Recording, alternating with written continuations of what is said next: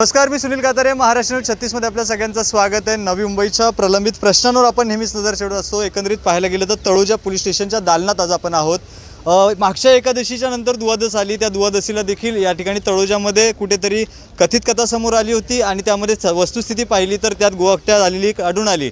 आज कामिका एकादशीचा दुवादश झाली. आज देखील सकाळी बातमी आली की या ठिकाणी तळोजा पेंदरच्या बाजूला तिकडे असलेल्या भंगारच्या दुकानाच्या आड गायीची तस्करी किंवा गायी कापली जाते अशा विविध अडचणींना बजरंग दल आणि अनेक पदाधिकारी या ठिकाणी उपस्थित झाले. त्यांनी दिलेली माहिती तळोजा पोलीस स्टेशनमध्ये अनेक प्रश्नांवर खरं तर बातचीत झाली. सर, मी तुमच्याकडे येतो. कसं पाहता, नेमका प्रकार काय? आता जवळजवळ वर्षभरातून 15-16 कंप्लेंट अशा आम्ही केलेल्या आहेत. गोवंश कत्तल, गोवंशाचा मांस असेल किंवा जिवंत गोवंश असेल. आज जो सकाळचा प्रकार घडला त्याच्यात एक गोवंश कत्तल केलेला भेटला आणि तीन गोवंश जिवंत. ते आज आम्ही पोलीस स्टेशनला जमा करून आता ते गोशाळेत सोडणार आहे.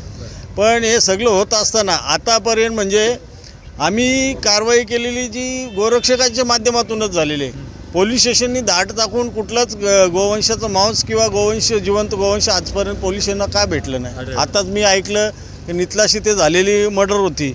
त्याला सकाळी झालेली घटना आणि संध्याकाळी त्याला गुजरातवरून पकडून घेऊन आले पोलीस. म्हणजे किती आमचे पोलीस सक्षम आहेत. आणि खरोखर सांगतो, महाराष्ट्राच्या पोलिसांचं नाव जगामध्ये आहे.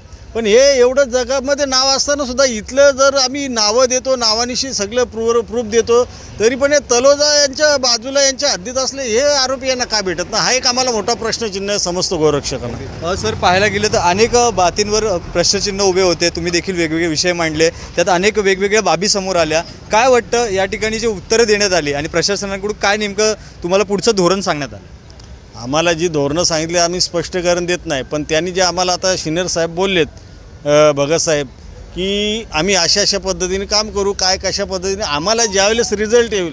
कारण आम्ही असं जर त्यांच्या अगेन्स्ट आता बोलतो का आम्हाला ही अनपेक्षित कारवाई आहे, जर त्यांनी आमच्या अपेक्षेप्रमाणे कारवाई केली तर आम्ही स्वतः येऊन त्यांचं अभिनंदन करणार आहे. का तर आमच्या मनासारखी कारवाई झाल्यानंतर ते जे बोलले तसं चालले, त्याची वंदवी पावले आम्ही एक वारकरी संप्रदायातून आहे आणि मग ते आम्ही त्यांची पावलं वंदणार.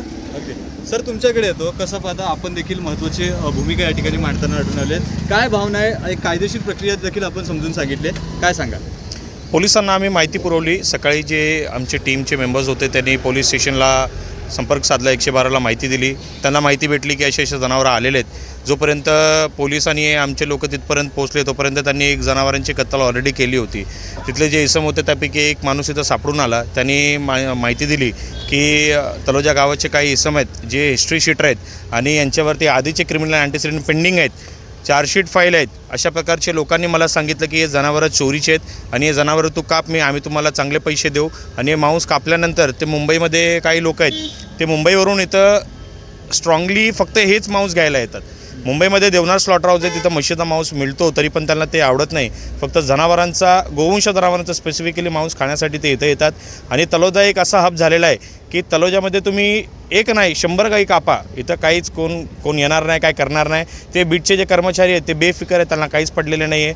कर्मचारी, अधिकारी, अशी आमची एक मागणी होती की यांच्यावरती कारवाई करा. जोपर्यंत तुम्ही पोलिसांना ठाम विचारणार आहे तोपर्यंत हे थांबणार नाही, असा आमचा विषय. या ठिकाणी एक महत्त्वाचा प्रश्न विचारावा वाटतो. हा तळोजा नोड आहे, याच्यामध्ये अनेक वेगवेगळ्या ठिकाणी गेले अनेक वर्षापासून आपण ऐकतो की इथे गोहत्या होते, वेगवेगळ्या प्रकारच्या प्रकरण आपल्या समोर येतात. मग अजूनही देखील त्या लायसन्सच्या संदर्भात प्रशासनाने का दुर्लक्ष केलं आहे किंवा या सगळ्या गोष्टींकडे तुम्ही कसं पाहता? नवी मुंबई म्युन्सिपल कॉर्पोरेशन हे ऑथराईज जे डॉक्युमेंट्स जे प्रोव्हाइड करतात, ज्यांना लायसन्स पाहिजे बीफ विक्रीचा, जनावरांचा मांस विक्रीचा, त्यांना तुम्ही ॲप्लिकेशन केल्यानंतर ते व्हेरीफाय करतात. ज्यांचं ऑब्जेक्शन नसेल त्यांनाच फक्त ते मांस विक्रीसाठी परवानगी देतात.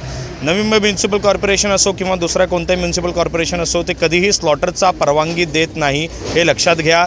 स्लॉटरसाठी प्रोव्हिजन कुठंही नाहीत. कोणी आपल्या घरामध्ये कोणत्याही प्रकारचं जनावर चिकन असलं तरी त्याला स्लॉटर करता येत नाही. मांस विक्रीचं लायसन्स देतो, पण हे लोक लायसन्स न घेता इल्लिगलरित्या आपल्या घरामध्ये मोठ्या जनावरांचा मांस ते म्हशीचा असो किंवा गाई बैलांचा असो आजपासून नाही 2015ला कायदा आलेला आहे, त्याच्या आधीपासूनच विक्री करतायत. पोलिसांची यामध्ये भूमिका क्वेश्चनेबल आहे, कारण ते तिथं जात नाही. आम्ही आता माहिती दिली सिनियर पी आय साहेबांना, तरी त्या टायमाला त्यांनी सांगितलं की आत्ता आम्ही व्हेरीफाय करणार. त्यांनी आधी सो मोठं ॲक्शन का नाही घेतलं, हे मोठा प्रश्न आहे. नक्कीच आणखीन काही युवक आहेत. सर, तुमच्याकडे येतो. कसं पाहता, आपण देखील या मीटिंगमध्ये वेगवेगळ्या प्रश्नांनी खरं तर आपण तुमचे प्रश्न खूप विशेष होते. काय सांगाल या सगळ्या गोष्टीचा? विषय असे आहेत तळोजा पोलीस स्टेशनचे की इथे जर 100 कारवाया झाल्या असतील तर 99 कारवाया ह्या गोरक्षकांनी केल्यात. ज्यावेळी गोरक्षक पोलिसांना सांगतात तेव्हाच कारवाई का होते, इथं प्रश्नचिन्ह येतो.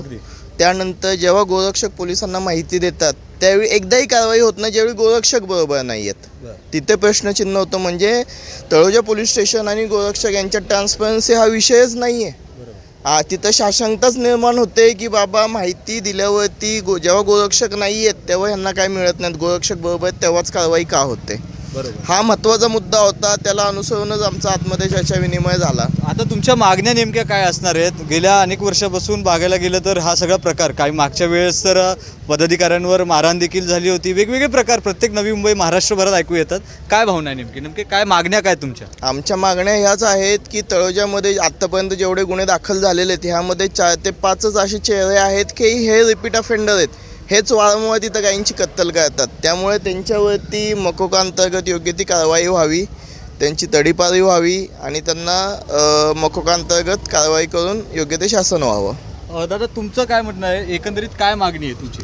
आता बघा, लिगलचा इनलिगलचा टोटली ते ज्याही गोष्टी करत असतील त्यांच्या घरात करत असतील किंवा आता जे काही जिथे जी सिडकोची जागा आहे त्या जागेमध्ये छोटे छोटे हे बनवून छोटे छोटे असे झोपडे बनवून त्याच्यात जे स्लॉटर करतात आणि ती जागा जर सिडकोची आहे तर माझं तर म्हणणं आहे की सिडको आणि त्यानं दिलेली लाईट, त्यानं दिलेलं कलेक्शन, मग ते MECBचं असेल किंवा सिडकोचं, संबंधित जेवढे संबंधित अधिकारी आहेत सर्व गुन्हेगार आहेत आणि त्यांची सगळ्यांची हाते याच्यात बरबडलेले आहेत. सरसकट सगळ्यांवर कारवाई व्हावी ही आमच्या समस्त गोरक्षकांच्या माध्यमातून मागणी आहे. नक्कीच पाहायला गेलं तर तळोजा पोलीस स्टेशनमध्ये आपण होतो. अनेक प्रश्नचिन्ह खरं तर या ठिकाणी युवक असतील, हिंदुत्ववादी असतील किंवा बजरंग दल असतील, या सगळ्या गोष्टींमध्ये आपले मत मांडले आणि त्यानंतर खरंच एक प्रश्नचिन्ह उभं राहिलं. यात पुढं नेमकं काय होणार आहे खरं तर हे पाहणं गरजेचं ठरणार. वित्त बातम्या जाणून घेण्यासाठी महाराष्ट्र 36 चॅनलला सबस्क्राईब करायला विसरू का. व्हिडिओ जर्नलिस्ट माझ्यासोबत सुनील कातारे, महाराष्ट्र 36.